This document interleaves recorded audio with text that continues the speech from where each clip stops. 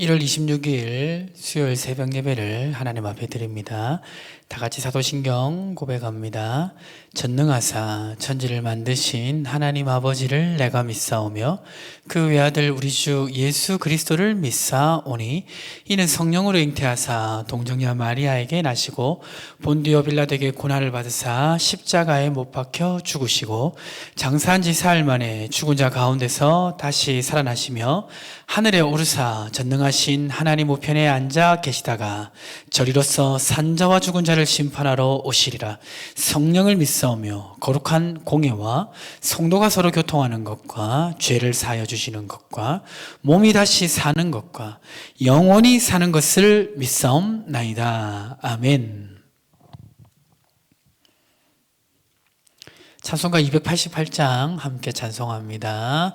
예수를 나의 구주 삼고 성령과 피로써 거듭나니 이 세상에서 내 영혼이 하늘의 영광 누리도다.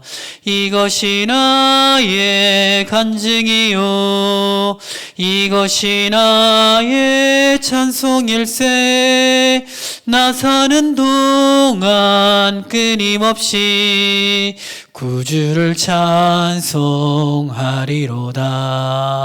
온전히 주께 맡긴 내 영 사랑의 음성을 듣는 중에 천사들 왕래하는 것과 하늘의 영광 보리로다.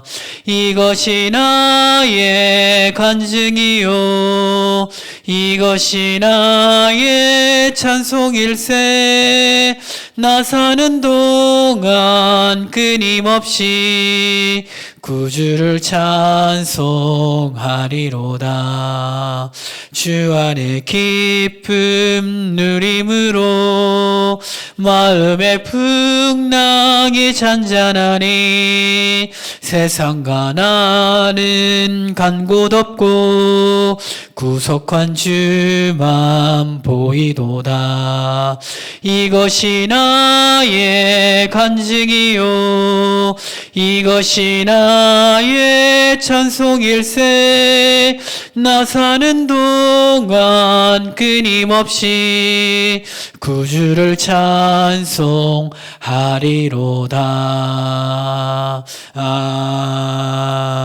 아멘.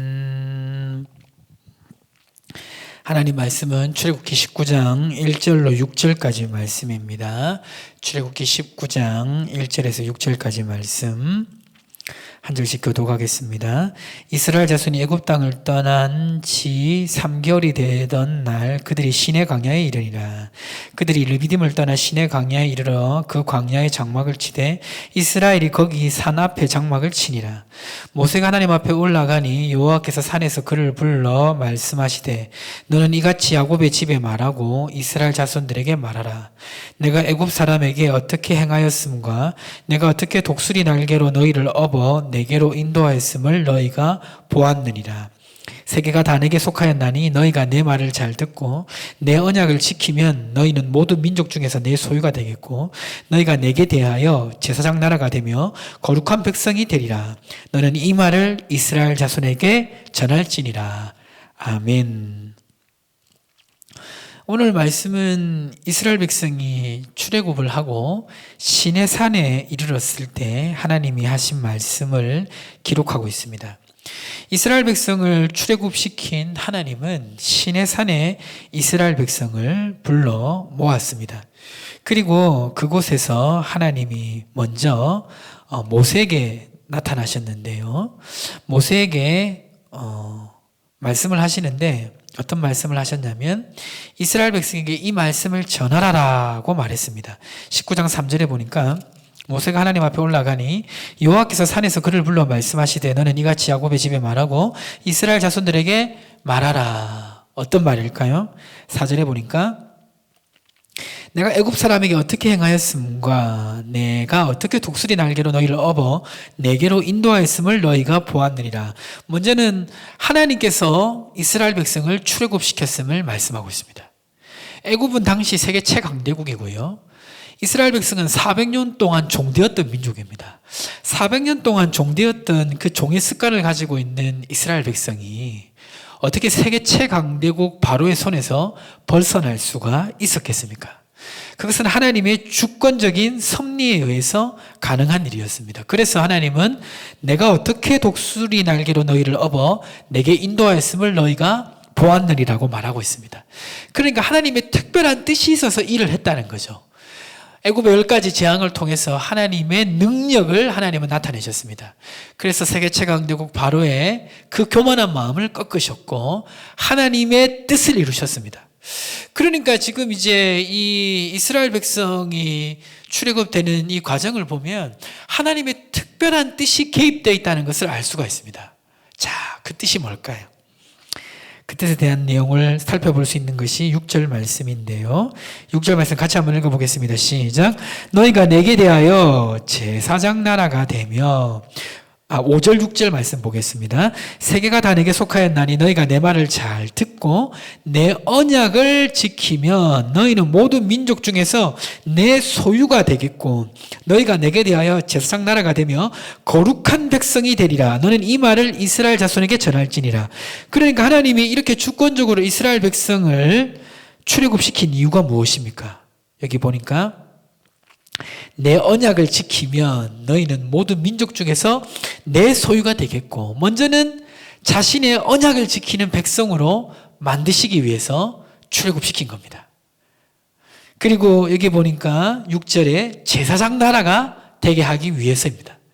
그리고 거룩한 백성이 되게 하기 위해서입니다. 자, 이 내용은 아주 많은 것을 함축하고 있는데요. 이제 간단하게 설명드리면 하나님은 하나님의 백성을 번성시키기를 원했습니다. 이 구약의 악한 시대 가운데 하나님의 말씀을 지키는 백성을 번성시켜서 어떤 목적을 가지고 있으셨냐면 그 하나님의 백성의 구원을 알리기를 원하셨어요.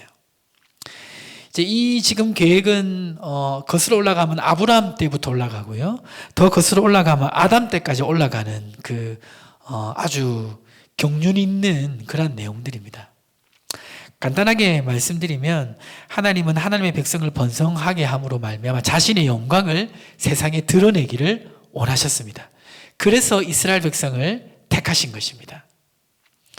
오늘날 우리는 하나님의 백성이 된 것이 어떤 노력에 의해서 됐다고 생각하는데요. 아닙니다. 하나님의 백성이 된 것은 하나님의 주권에 의해서 된 것입니다. 그리고 하나님의 백성으로 삼으신 이유는 뭡니까? 바로 나를 통해서 세상 가운데 어떤 일들을 하기 위해서 나를 택하신 것입니다. 이것을 기억해야 됩니다.